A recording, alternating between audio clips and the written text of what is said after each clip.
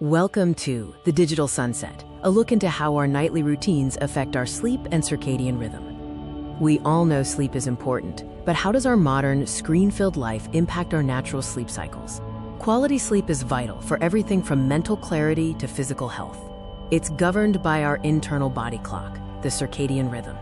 Before screens, the setting sun was our signal to wind down. Now artificial light from devices confuses our bodies, delaying sleep. The main culprit is blue light emitted by phones, tablets, and computers. This wavelength of light is particularly disruptive. The quote, digital sunset refers to turning off our devices as the natural light fades. Ignoring this signal can drastically shift our bedtime later. Blue light actively suppresses the production of melatonin, the hormone that tells our body it's time to sleep. Less melatonin means less quality sleep. So how do we reclaim our night and encourage a healthy circadian rhythm? It starts with intentional boundaries. Aim for at least 60 minutes, screen-free before bed. Put your phone away and keep it out of the bedroom entirely, if possible.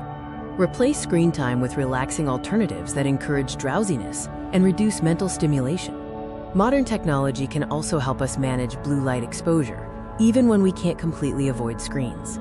Utilize built-in blue light filters or night mode features on your devices to shift the light spectrum to a warmer, less disruptive tone in the evenings.